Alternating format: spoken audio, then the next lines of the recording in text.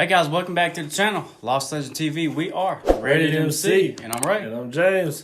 Here we are on our first head-to-head horror bracket tournament candidates. We have the Omen versus the Exorcist. Let me tell you how it's about to go. Let me show you the towel you're about to throw. This is hip-hop, try to run in our house, we'll knock your ass straight out the door. I'm the enemy's epitome, the fantasy, my tendency to mentally give your career the death penalty. I instantly advise you to match my intensity. And this is a 1 versus 8 seed. I mean, it's hard to kind of balance that out, but Again, if you're new to this, go back and watch our previous video. We explain it in detail. Yeah. But nonetheless, we're going to jump into it. all right. So the first round, we're going to talk about plot, sequels, whatever we can about it. So what do we have with the Omen? So Okay, so the classic story of the Omen, to keep it vague, is about basically the Antichrist. Mm-hmm. Okay, and you have the story, the first one of Damien. He's basically he's the child of fucking Satan and a jackal. But you have this kind of basically adoption story that the mother doesn't know about, and she gets killed. Mm-hmm. Okay, but as for the sequel or the sequels, Yeah. they go in conjunction together. That's what I like about the Omen. Yeah. It builds upon the previous film, like sequels should do. Even though like the films may have like tapered off, like they didn't get better. Yeah, but Yeah. I mean, at least they stuck to the original theme. substance. Yeah. You know? Besides the last one, which kind of like it did, but it went a whole different route. Like, Basically, it still had Damien's daughter, Delia. Delia. And then we go on to the Exorcist. By the way, the fifth one on the list for that was just a remake. Yeah, so which is just the first one. So it's there's basically frame to frame with Yeah. a few changed up scenes. to make it a little more modern. We got the Exorcist, which starts off real strong because you got Reagan being possessed, them having to call in the Exorcist. You got Marin, you got Karis, and like it's such a good film. This is the birth of Pazuzu. Yeah, You know, the practical effects are there. Good story. Great fucking acting. exactly.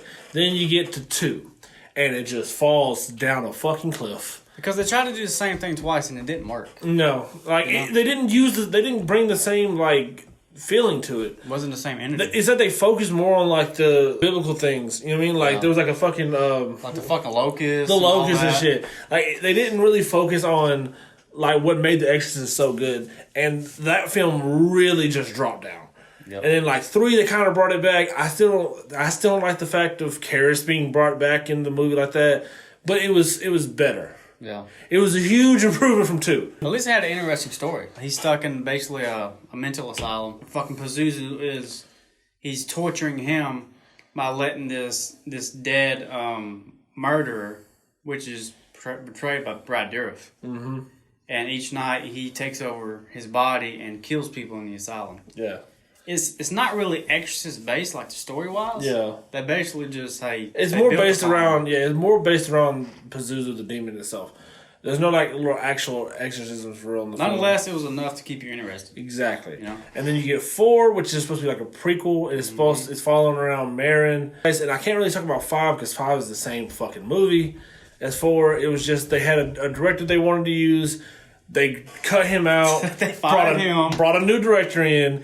He finished that film and it was they got like bad reviews. And then they did the same film but used the original director's idea. Yep. And he got a little bit better reviews, but it's basically the same film. They fucking fired the director. Okay, and they hired this new director and they started filming. They was like, nah, we're gonna reshoot the whole fucking film. It did piss poor. Yeah. Then it was like, hey, we're gonna call Buddy back and do basically because it's the same fucking film. Okay, Yeah. You can do your research because we did hours of it. Yeah, listen. We fucked up. Yes. It's the same fucking film, and they just try to make a little bit of money off of it because it flopped.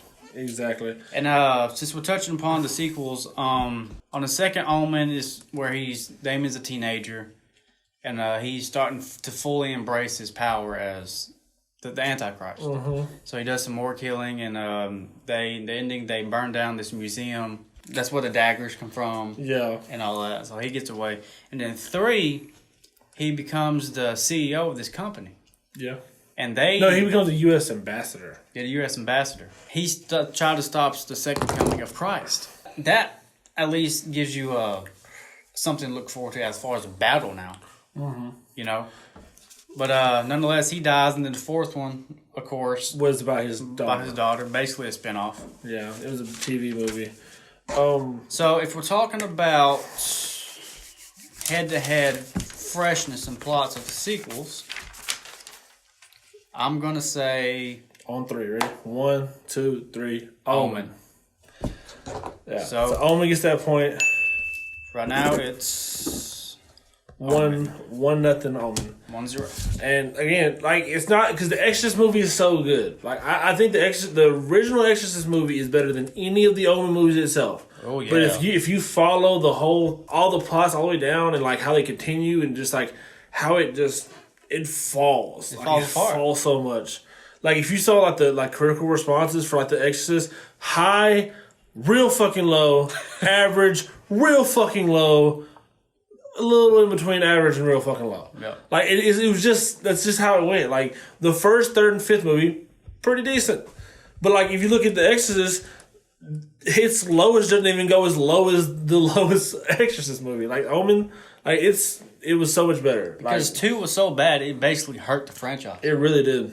You know? So we go to that, and then now we're gonna go to the second one, which is the box office. Yep. This is combined gross total for all 5 films in both cases. Because Again, this is something that's out of our hands. Yeah. Whoever so wins this wins it. we go with The Exorcist, and the total gross for all 5 films was $471 million.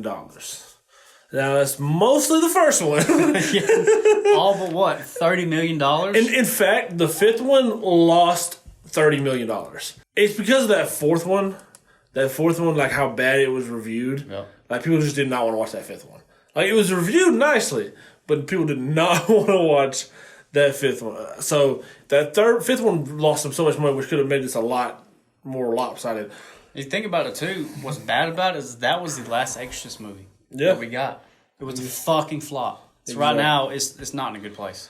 And then we have The Omens, and its total box office, 187.7 mil, which means Exorcist takes us in the box office. Exorcist takes that one. Yeah, Omen, it didn't have any flops at all. At least it made money, you know? It made money in every single one, but like the first Exorcist made almost 500 mil, y'all. Now we're gonna go to critical and fan response. Yep. This is, like I said, I've already told you a little bit how the Exorcist went. So the overall average for the Exorcist for the critic response was 5.38 Out of 10. out of 10. So the critical response for The Omen is 5.05 out of 10. So technically, the Exorcist has the advantage right there, but then we also incorporated the audience score. fan response. So the Exorcist's audience score was 39.8%. However, The Omen is 41.8%. Which makes it a tie. So this one's going to come down to us. If for some reason if we differ on this, we'll flip a coin or something. We'll just do that for this one. But I feel... On 3? You want to do it on 3? 3. All right. 1, 2, 3. Omen. Oh, shit. I don't know why I thought you were going to say Exorcist. Because the first one is so good. Like, but it's, I said... I agree with you. The first Exorcist movie, I mean, is better than all the Omens combined. But as a franchise, as a sequel, to keep it fresh, to build the story, The Omen takes it. So it gives us Omens. That's 2-1. One more. Omen moves on to the next round. All right, so the next portion, we're going to talk about The Omen. We're going to do kills and how creative they are. Mm-hmm. So I'm going to vaguely mention some of my favorite kills from the Omen series, okay? And the first one, the first kill, with the bitch hangs herself, and not only does she hang herself, she smashes through the fucking window. Yeah.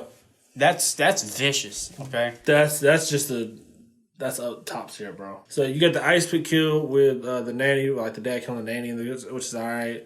The dad getting shot in the church. Yeah. In Omen 2, my favorite kill was that fucking guy getting cut in half by that electrical cord. That's so far we're on the same page on that because there's some like pretty bad kills in the second one, like the woman getting murdered by Crows. Like she didn't die fully from the crows. Like she sat there and just got attacked by crows for a good minute. Then just stumbled onto the street and got hit by a truck. Fatality. Fucking awful. My favorite kill from the Omen 3 was this motherfucker. He was swinging by his feet from a rope while he was on fire. And that's a really good one. Yeah. See, my favorite was the trap door, like where the U.S. ambassador had the gun rigged for like whenever they open the door, kill him. Yeah. I just thought that was real creative. Saw style. It's Saw style. I'm a big fan of Saw. I can't help it. I do like that one, but there's some other stuff. Like one dude got kicked by a horse, or like he got bucked by a horse off a fucking bridge. And then the ending, the dog murder. The dog's just like fucking. That's so awful. Okay, so the Omen 4 is my least favorite when it came to kills, probably. Because I had a hard time actually finding one that was basically creative. Yeah. So you had a decapitation by a truck bed. This dude got pushed out by a dog. Fell out the window. This girl did. It was a girl. There was this wrecking ball one. There was so many heart attacks in the film. Yeah. The wrecking ball kill is probably the best one. Yeah. If I had to pick, I'm going with you. It's the wrecking ball kill. It comes in, hits the. It's so clean. Because we made a joke while we were doing research. He dies of a heart attack before the wrecking ball. Right before it. And then you got the fifth one, which is a remake. So like the kills are the same, but I think we both agreed when we were doing the research. The father's kill, like the kill of the priest, the first priest, was significantly was just better than the original. Yeah. Like the window kill wasn't as good. Yeah, because it was flip flopped. The priest was better than the remake, and the window kill was better than the original. Yeah. So we got that, and then you jump over to the Exorcist. Yep. And in the Exorcist, the first one, there's not really that many deaths. I mean, you got Marin who fucking dies of a heart attack. Fucking theme in these movies. And then you got Karis who jumps out the window, and that's basically it. That's the only ones. And then you got two. There was a bunch of one of them was a taxi driver who just got killed in a car crash. Yeah. Like, what was the point of that? Like, why even like? I guess I mean you got to throw it in there. I guess there was one semi badass kill where Lamont kills Reagan's doppelganger by ripping the heart out. It was Pazuzu as kind of as Reagan and that one's, I guess, if I had to pick one, would be my favorite one out of that one. Yeah, because there wasn't much to start with. No, it really wasn't.